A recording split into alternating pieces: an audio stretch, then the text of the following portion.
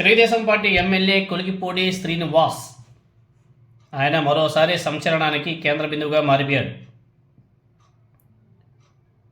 గతంలో party ticket వ్యవహారంలో Vijayawada Telugu Desam party MP Kesineni చిన్ని మీద తీవ్ర ఆరోపణలు చేసి బ్యాంక్ స్టేట్మెంట్లతో సహా మొత్తం కూడా బయటపెట్టేసిన సంగతి మనకందరికి కూడా తెలిసింది. ఆ తర్వాత కూడా ఎంపీ మీద గంజాయి, పేకాట, ఉద్యోగాల పేరుతో కన్సల్టెన్సీ దందాలు జరుగుతున్నాయని చెప్పేసి ఆరోపణలు చేసిన సంగతి కూడా మీరందరూ కూడా విన్నారు.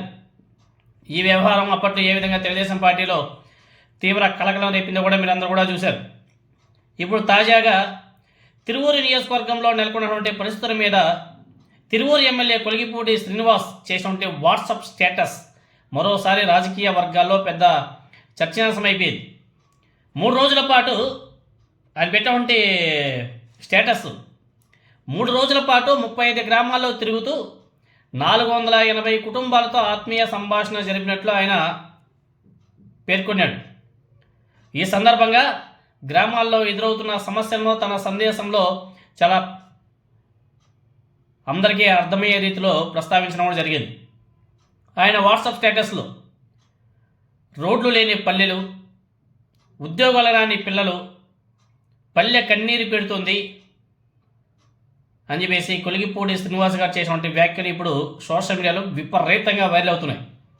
ఈ పోస్ట్ తెలుగుదేశం పార్టీ పాలన మీద పరోక్షంగా విమర్శలు కూడా గుప్పించాడు సొంత పార్టీ ఎమ్మెల్యే కొలికిపూడి గారు. ప్రజల కష్టాలను బయటపడడం చాలా గొప్ప. ఎందుకంటే అధికారంలో ఉన్నటువంటి పార్టీ ఎమ్మెల్యేగా ప్రజల కష్టాలను బయటపెట్టడం ద్వారా సొంత పార్టీ పాలన తీరు మీద ఆయన అసంతృప్తి వ్యక్తం చేస్తున్నాడు.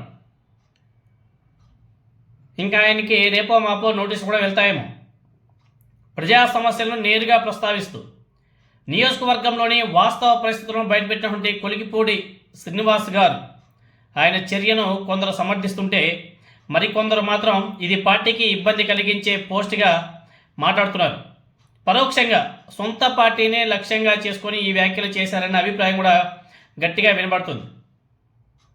ఎందుకంటే రోడ్లు లేని పల్లెలు బీభత్సంగా ఉన్నాయి, ఉద్యోగాలు రాని పిల్లలు చాలామంది ఉన్నారు, పల్లె కన్నీరు పెడుతుంది, రైతులు గోష్ఠ ఇంకా చూడలేం. ఈరోజు నారా చంద్రబాబు నాయుడు గారు ఏదో స్టేట్మెంట్ ఇచ్చాడు, సంక్షేమం మీద ప్రజలు అంతగా చర్చించుకోవడం లేదు అని చెప్పేసి మాట్లాడేశాడు. సో సూపర్ 6 గాల్లో కలిసిపోయింది. అభివృద్ధి అంటారా, దాని గురించి ఎంత తక్కువ చెప్పుకుంటే అంత మంచిదేమో. ఈరోజు మన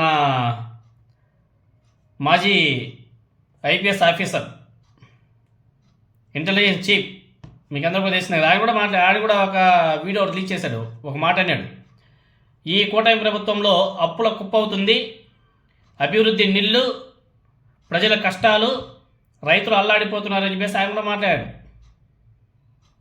కేంద్ర బడ్జెట్లో ఏమో అమరావతి గురించి, పోలవరం గురించి ఎక్కడ కానీ ప్రస్తావన లేదు.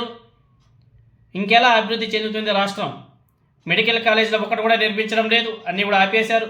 ఇలాంటి అనేక విషయాలు కూడా ఆయన వెల్లడించడం కూడా జరిగింది. సో కొలికిపూడి శ్రీనివాస్ గారు పెట్టినటువంటి వాట్సాప్ స్టేటస్ మాత్రం ఇప్పుడు సోషల్ మీడియాలో